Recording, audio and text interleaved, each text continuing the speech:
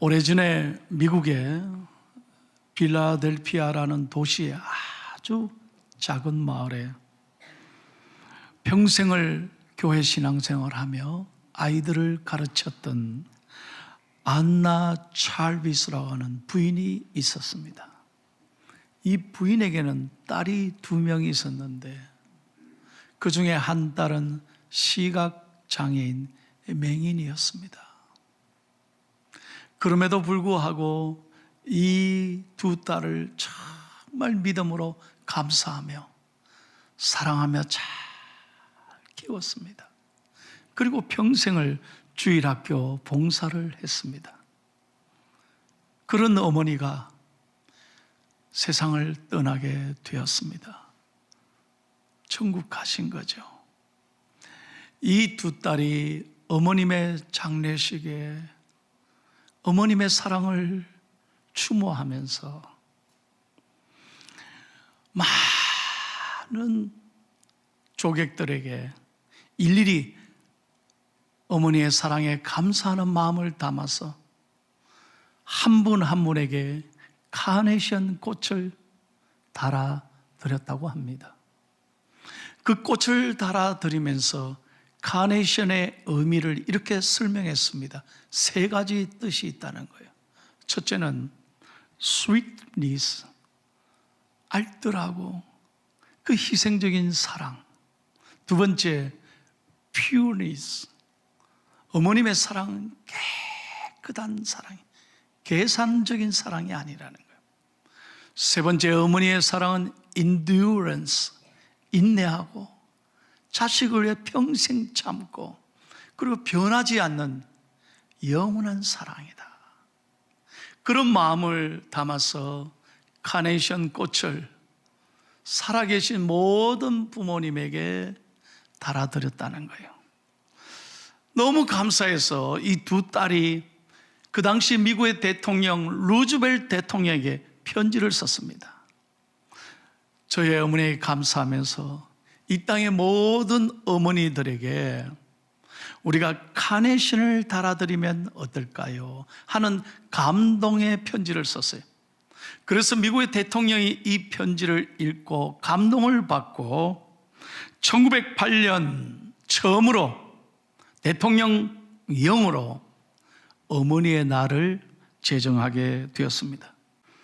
우리 대한민국은 1956년에 5월 8일을 어머니 날로 지정하고 1973년에 어버이날로 확대하여 제정하여 오늘에 이르게 됐습니다.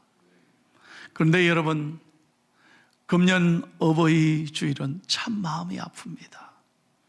코로나로 장기화되면서 너무너무 가슴이 아픈 거예요. 한번 이 사진을 보십시오. 코로나19 때문에 요양원에 계신 어머님을 카네이션도 못 달아드리고 어머님 가슴 대신해서 못 만나니까 유리창에서 서로 바라보면서 유리창문에다가 카네이션을 대신 달아드렸다는 이 가슴 무너지는 이야기를 들으면서 저는 참 마음이 아팠습니다. 오늘의 이 아픔이 현실이 혹 우리의 부모님의 마음을 서글프게 하지는 않을까 걱정이 되는 거예요. 오늘은 여러분 어버이 주일입니다. 성경에 보면 많은 효자, 효부 이야기가 있습니다.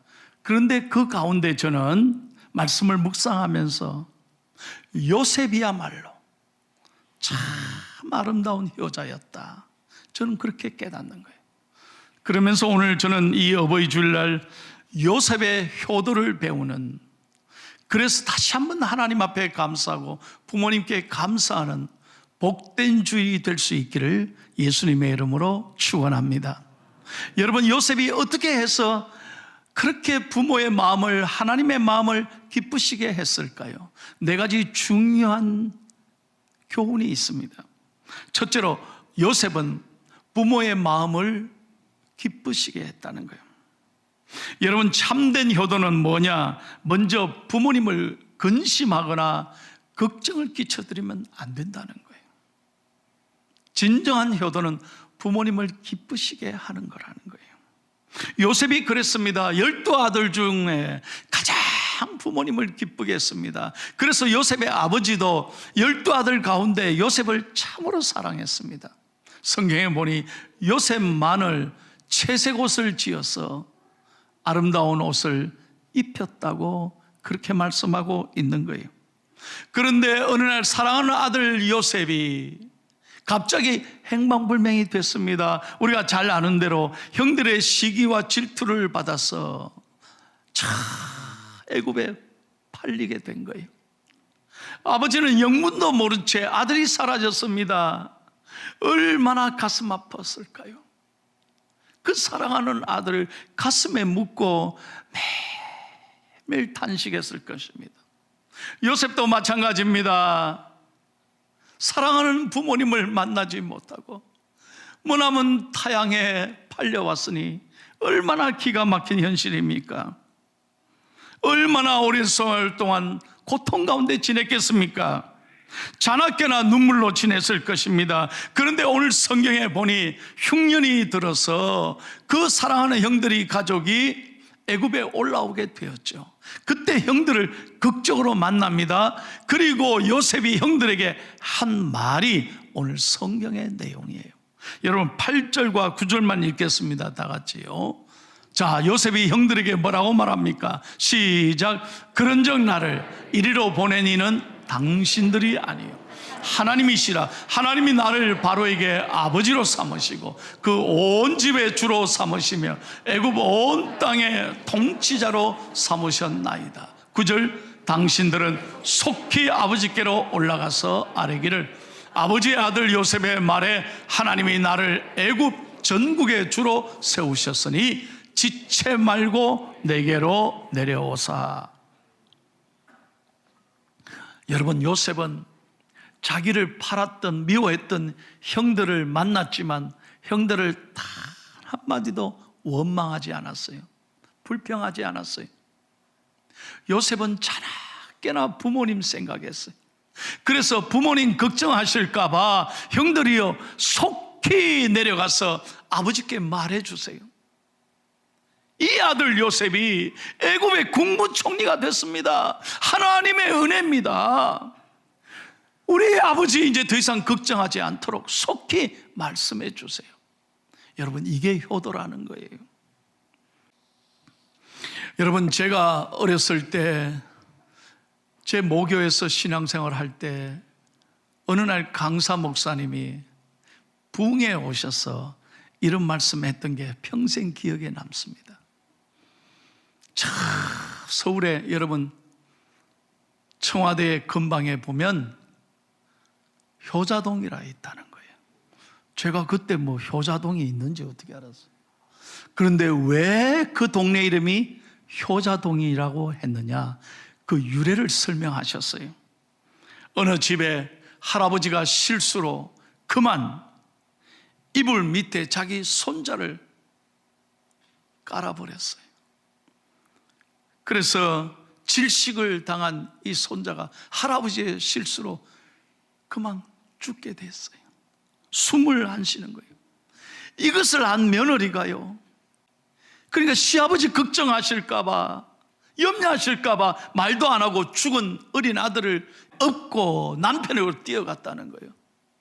그래서 자초지종 남편에게 설명을 했더니 남편이 대뜸 화를 내면서 이 불효한 자식아, 우리 아버지를 할아버지를 걱정하게 만들어 하면서 죽은 아들을 뺨을때기로 때려버렸대.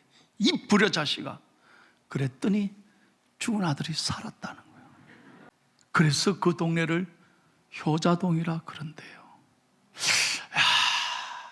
저는 어릴 때 그 설교를 듣고 평생 가슴에 새겼어요. 어쨌든 효도가 뭐냐? 부모를 걱정을 안 시키는 거다 이 말이에요. 기쁘시게 하는 거다 이 말이에요. 잠언 23장 25절을 다 같이 읽겠습니다. 시작. 내 부모를 즐겁게 하며 너를 낳은 어미를 기쁘게 하라요. 요즘은요, 그저 젊은 사람들이 좀 배웠다고 우리 엄마는 아빠는 무식해요. 가진 게 없어요. 그래서 마음속으로요, 아빠 엄마를 무시하는 자녀들이 얼마나 많은지. 우리 아빠 엄마는 잘 살지 못해서, 물려준 게 없어서 내 마음속으로 아빠 엄마에게 함부로 말할 때가 얼마나 많은지. 저는 오늘 기도하면서 여러분에게 간절히 주님의 이름으로 부탁을 드립니다. 여러분의 부모를 진심으로 사랑하고 기쁘시게 하는 자녀들이 되기를 축복합니다. 두 번째는요, 요셉은 범죄하지 않는 믿음, 큰 믿음으로 부모님을 기쁘시게 했다는 거예요. 여러분, 요셉은요, 어릴 때 부모님으로부터 믿음을 배웠어요. 자나깨나 어릴 때부터 부모님으로부터 여호와 신앙을 배웠어요. 그 하나님을 믿었기에, 부모님으로도 배운 그 하나님을 붙잡았기에, 형들이 아무리 미워해도, 팔려갈 때에도, 남의 집 종살이를 할 때도, 억울하게 오해를 받아서 감옥에 갇힐 때도 하나님을 원망하지 않았다는 거예요. 믿음을 잘 지켰다는 거예요. 여러분, 이걸 잘 들으셔야 돼요. 진정한 효도가 뭐냐? 여러분, 부모님의 신앙, 여러분에게 믿음을 전수해 주신 그 신앙을 여러분들의 개성에서 다 은혜로운 자녀들이 되기를 예수님의 이름으로 축원합니다. 제가 목사로서 장례를 얼마나 많이 집례하는지 몰라요. 제일 가슴 아플 때가 언제냐? 여러분 부모님들은 신앙생활 잘 하시고 정말로 모든 사람들이 존경하는 분이었는데, 그 자식 때에 이르러서 그 신앙을 다 잃어버릴 때, 그때가 너무 제가 가슴이 아프더라고요. 여러분 생각해 보세요. 여러분의 부모님은, 지금도 먼저 가신 부모님들은 하늘나라 천국에서 여러분을 보시고 기도하고 계실 때, 훗날 여러분 천국에서 부모님을 뵐 때 여러분 칭찬받아야 되잖아요. 고맙다, 내 아들아 딸아, 너희들이 신앙생활 잘해줘서 고맙다, 이런 얘기를 들어야 되지 않겠어요? 요셉처럼 그렇게 살아야 되지 않겠어요? 우리 교회 한태강 안수 집사님의 어머님이 어제 돌아가셨다고 연락을 받았어요. 그 어머님 권사님은 우리 여기 앉아 계신 김정현 원로 장로님의 누님이 되십니다. 어버이날을 맞으면서 어머니가 돌아가신 거예요. 그래서 저는 어제 위로 예배 가보고 깜짝 놀랐어요. 얼마나 감사해요. 이남 이녀가 있는데, 아들이 안수집사 시무장로, 딸들이 목사 사모 원사고, 사위는 목사고 시무장로님이에요. 그 집안이 손자손들이 모여 위로 예배 드리는 모습 보니 얼마나 하나님 앞에 감사한지 몰라요. 그게 목사로서 제일 감사한 일이라 이 말이에요. 여러분에게 부탁합니다. 권면합니다. 부모님의 신앙 잘 이어받아서 계승해서 여러분들이 더 훌륭하게 갈수록 예수 잘 믿음으로 복받는 사람이 되기를 예수님의 이름으로 축원합니다. 세 번째, 요셉은 순종으로 부모님을 기쁘시게 했다는 거예요. 요셉의 효도는 기가 막힙니다. 부모님의 말씀에 절대 순종했다는 거예요. 토달지 않았습니다. 여러분, 창세기 37장 13절을 다 같이 읽겠습니다. 아버지가 이렇게 부탁하는 거예요. 시작. 이스라엘이 요셉에게 이르되 내 형들이 세겜에서 양을 치지 않느냐? 너를 그들에게 보내니라. 요셉이 아버지에게 대답하되 내가 그리하겠나이다. 여러분 보세요. 세겜이 코앞입니까? 여러분, 이 세겜까지가 얼마나 먼 길이 뭔지 몰라요. 그 당시 무슨 길이 좋습니까? 무슨 교통수단이 있습니까? 하루 종일 걸어가야 세겜에 가는 거예요. 그 먼 길을 갔다 오라고 했을 때 두 말도 안 하는 거예요. 토를 달지 않아요. 불평하지 않아요. 우리는 어떻게 합니까? 요새 아이들 심부름 시켜봐요. 왜 아버지 나한테 무슨 부탁해봐요. 좀 들어줍니까? 아버지 나 바빠요. 다 그러잖아요. 근데 성경에 보세요. 요셉은 두 말 않고 순종했다는 거예요. 뿐만 아닙니다. 창세기 47장에 보면 아버지 야곱이 죽기 직전에 아들 요셉에게 부탁하지 않습니까? 너는 나를 애굽에서 메어다가 조상의 묘지에 장사하라. 이 마지막 부탁에 요셉이 순종한다니까요. 며칠 동안 70일 동안 장사를 지내는 거예요. 무려 70일 동안 장사를 지내며 애곡합니다. 그리고 몸을 썩지 않게 하기 위해서 향재료를 넣는 데만 40일 걸렸다고 성경에는 기록하고 있어요. 그만큼 요셉이 사랑하는 아들이었습니다. 아버지의 말씀에 끝까지 순종했다는 거예요. 여러분, 에베소서 6장 1절에서 3절을 다 같이 읽겠습니다. 하나님의 말씀입니다. 시작. 자녀들아, 주 안에서 너희 부모에게 순종하라. 이것이 옳으니라. 내 아버지와 어머니를 공경하라. 이것이 약속 있는 첫 계명이니 이로써 네가 잘 되고 땅에서 장수하리라. 믿으시면 아멘. 여러분, 효도하면 반드시 땅에서 네가 장수하고 잘 된다는 거예요. 저는 목회하면서 이걸 확실하게 보는 거예요. 효도하는 가정이 잘못된 것 하나도 없더라는 거예요. 다 하나님이 축복하시더라는 거예요. 여러분에게 분명하게 제가 말씀드립니다. 부모님은 눈에 보이는 지상에 계시는 하나님이십니다. 잘 들으세요. 이걸 무시하지 말라는 거예요. 절대 부모님을 무시하지 말아요. 보이지 않는 하나님을 사랑한다면서 보이는 부모님을 사랑하지 않는다면 그건 예수 잘못 믿는 거예요. 제가 분명하게 얘기합니다. 그 믿음 생활 잘못하는 거예요. 어떻게 보이지 않는 하나님을 사랑한다면서 보이는 하나님을 부모님을 사랑하지 않느냐는 거예요. 부모님이 나에게 많은 걸 해주시지 않아도 부족하고 가진 것이 많이 없다 할지라도 여러분, 부모님이 계시지 않았다면 우리가 어떻게 이 땅에 존재할 수 있겠느냐는 거예요.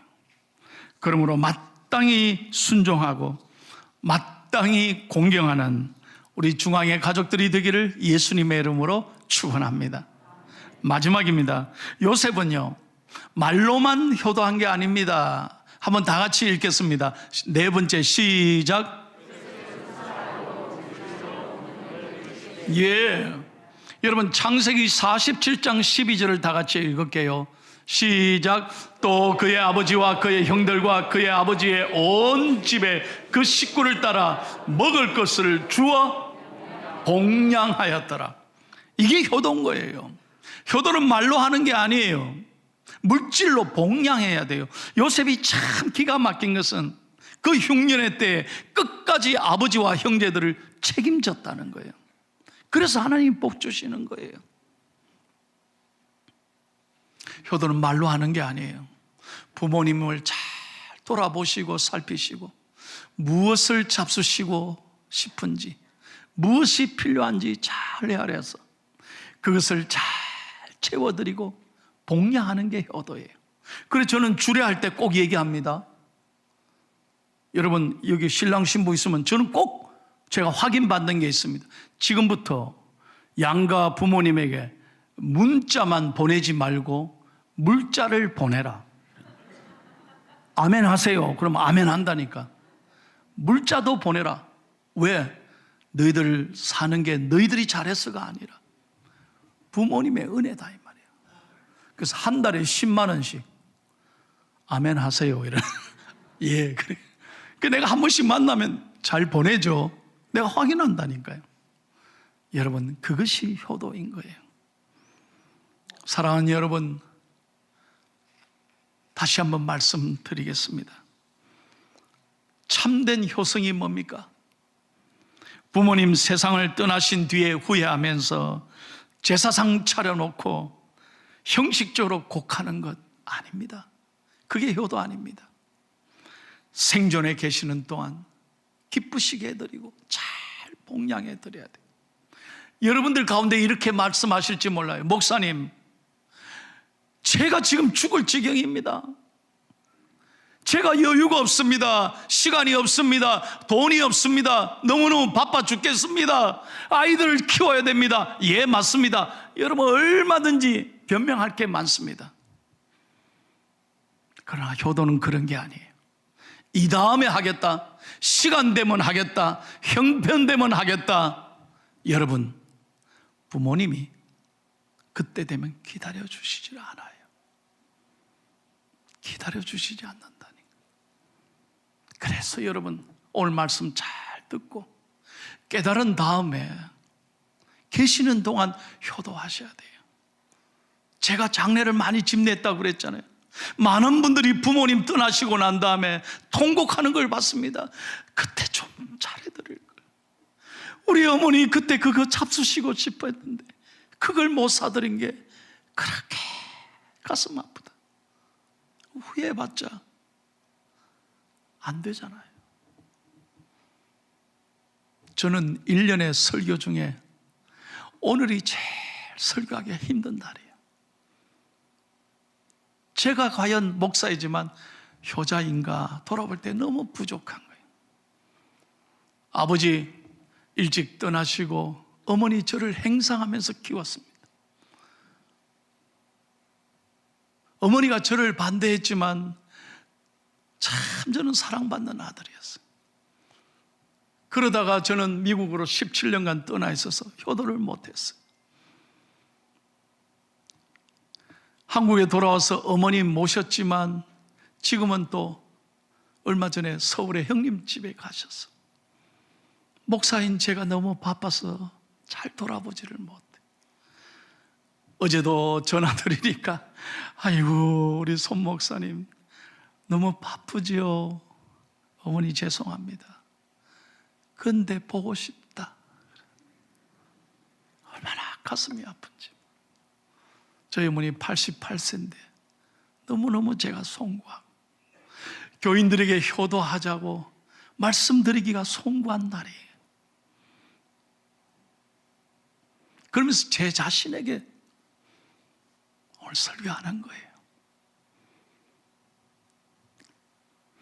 유명한 수필가요 목회자인 윤춘병 목사님이 지은 노래 가운데 우리가 잘 아는 이런 노래가 있습니다. 어머님 은혜예요.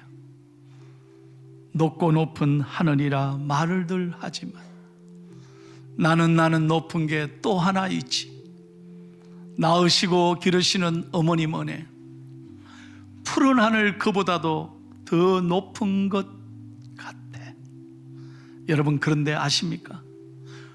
온 세상 사람들이 이 노래를 다 따라 부르고 어머니를 즐겁게 하는데 정작 이 노래를 지은 윤춘병 목사님은 이북에서 피난 오셔서 아들아 잘 내려가라, 엄마 뒤따라갈게, 잘 내려가 했는데 그것이 끝이었어요. 정작 이 노래를 어머님께 들려드리지를 못했다. 가슴에 한이 돼. 세상 사람들은 다 부르고 어머니를 기쁘시게 합니다. 자기는 한 번도 어머니께 들려주지를 못해. 탄식한다는 말을 제가 들었어요. 사랑하는 여러분, 우리가 우리 곁에 부모님이 계시고 부모님이 내 앞에 살아계실 때 마음을 다해 부모님에게 효도하는 저와 여러분이 되기를 축복합니다.